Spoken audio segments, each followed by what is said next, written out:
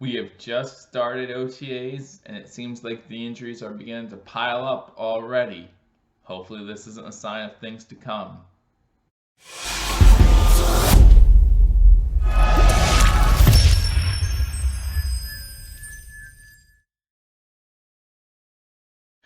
Welcome to Believe Talk. My name is Joe, and welcome as we break down the current injury report for the Buffalo Bills. That's right, here we are, late May, haven't even gotten our feet wet yet, and we're already talking injury report. Before we do that, however, I want to remind everyone, if you haven't hit that subscribe button, hit that subscribe button as we keep you up to date on all Buffalo sports news. We'll give you breaking news on injury reports. We'll keep you up to date on the OTAs. We just did a video about the Jerry Hughes extension.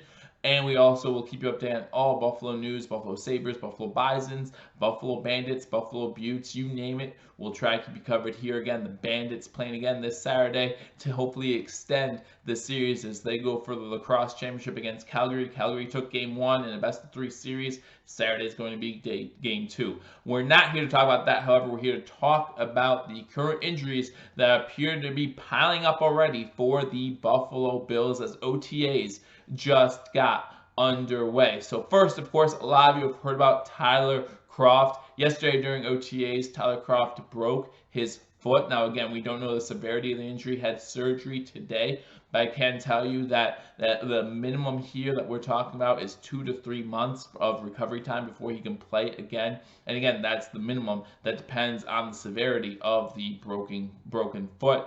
Really haven't gotten into that as far as the injury report is concerned, but we're talking 2 to 3 months. That's a big time. Again, we're talking about training camp here, guys. We're talking about OTAs, training camp, not being able to be on the field to get help with Josh Allen. Again, Tyler Kroft, one of those new guys, right, was signed this year, would like to get that continuity between him, the offensive line for all those blocking schemes, and then him and Josh Allen so they can be on the same page if it comes down to being a receiving tight end during the regular season. We go down this list and we also talk about Cole Beasley and Mitch Morse. Now, both of them, it was listed to have core muscle injuries. Now, what that basically means, as I looked it up, it basically means, what you used to call a sports hernia, you call them core muscle injuries now. So they both had surgeries, and the recovery time for that was listed as 3 to 8 weeks. So again, you're talking 1 to 2 months. So again, you're talking Cole Beasley and you're talking Mitch Morse, two guys who plan to be big parts of our offense, both gone. We have Mitch Morse as our center. Now, luckily, both these guys, veteran guys, right? Mitch Morse coming from Kansas City, Cole Beasley from Dallas.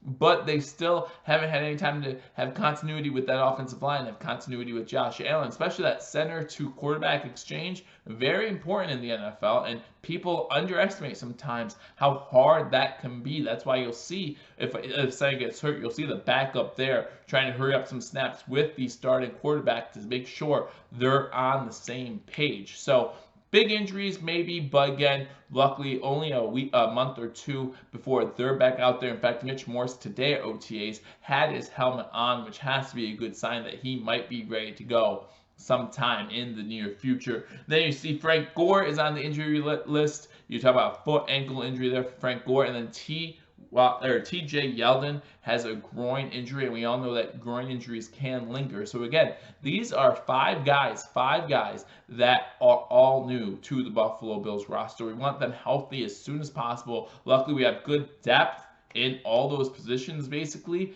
to be able to fill in, especially during OTAs. You talk about the tight end Tyler Kroft. I mean, again, we drafted 2 tight ends, so even though Dawson Knox still seems to be unsigned, I haven't seen any proof that he has been signed yet. He's still at OTAs, so maybe get him in there a little bit, see what these young guys have. But we want them all to get better. We all want them to get healthy as soon as possible. If you're making this 53-man roster, it's going to be tough, right? We've said that before.